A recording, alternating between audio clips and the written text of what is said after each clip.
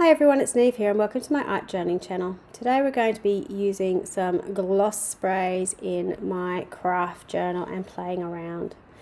So I've just started out in my craft journal. I had a little bit of gesso on my page and I have been playing around with some new gloss spray. So this is a blushing spray and basically I just wanted to see how the colours worked in the craft journal. I didn't really have a plan of what I was doing, which you can sort of see when I get to the end result, because I put everything in the kitchen sink on this page in the end. It wasn't going the way I wanted it to.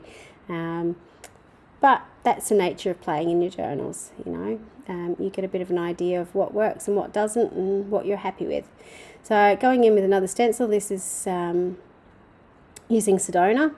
One of the things you will notice about using the gloss sprays in this journal is where it sits on acrylic paint or gesso, you get the colour, the true colour I suppose. You can see where it's just been put onto the craft journal, it soaks in really easily, so you can't really tell a difference between that blushing and the Sedona. The craft paper is quite absorbent, so everything sort of soaks into it, which isn't a bad thing. You just have to be aware of it. The one exception to this is these beautiful metallic colours. So this is ancient, and I have fallen in love with both this and the silver, the sterling, because I presume it's a type of mica or leafing or something in it, because of the metallic nature of it. It actually sits on the surface, so against the raw craft it actually stands up really well. So if you want to not have to put gesso down on your page, I'd really suggest using the metallics on the page.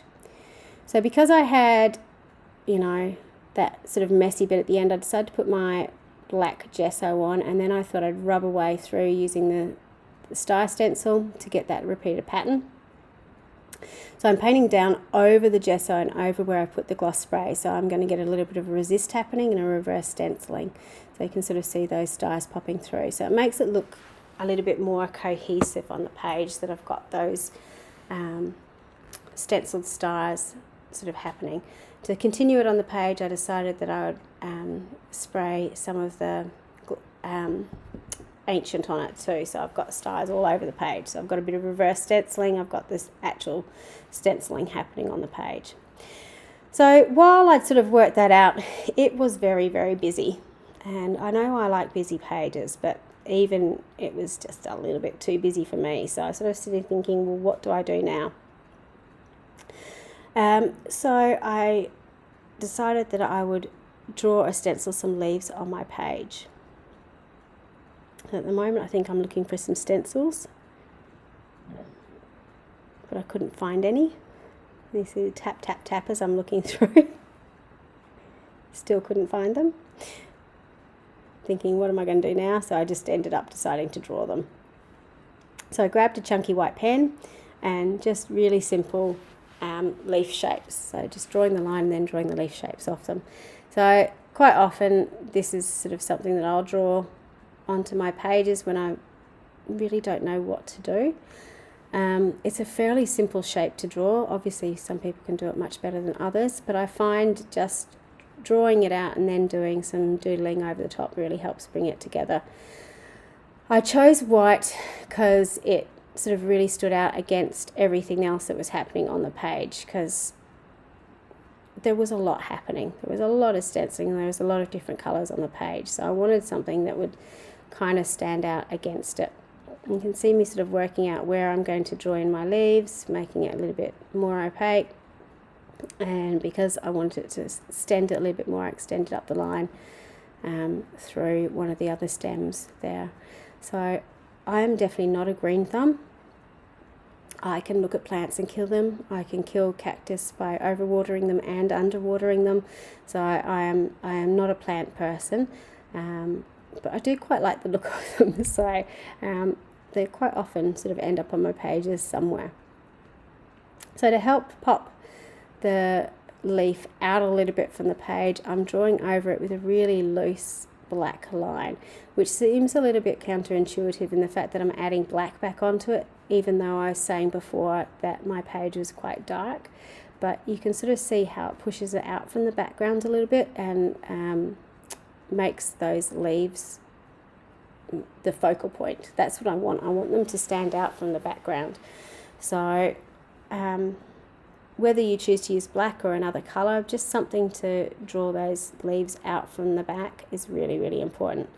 Once I've done that, I knew I had to put something else on the page. I was thinking about putting a figure or, a face or something in this, but in the end I decided to write a quote on the page, mainly because I couldn't think of something to put on there, and the figure that I was thinking about was lots of bright colours that it would have added more to the page. So I know that, I'm all for adding everything in the kitchen sink, but even sometimes I think, no, Niamh, enough is enough. So, which you can probably tell from the quote that I chose, the worst enemy of creativity is self-doubt, because I was really doubting everything I was doing on this page, which is why I chose this quote, because it was just like, this confirms,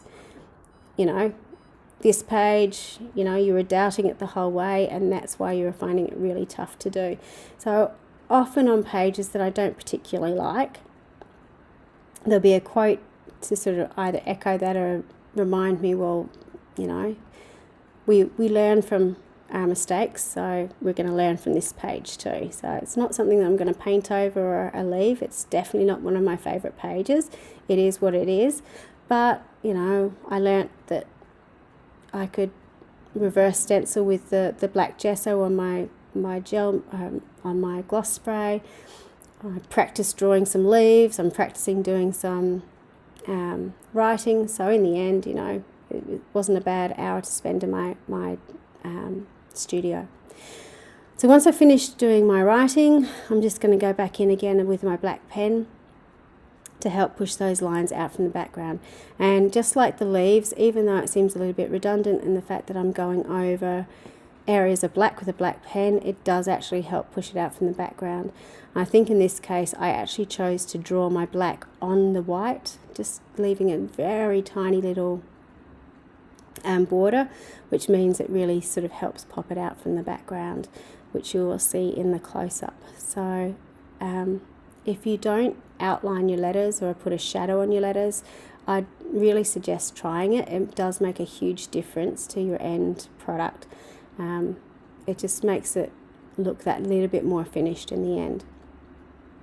So there is my finished page.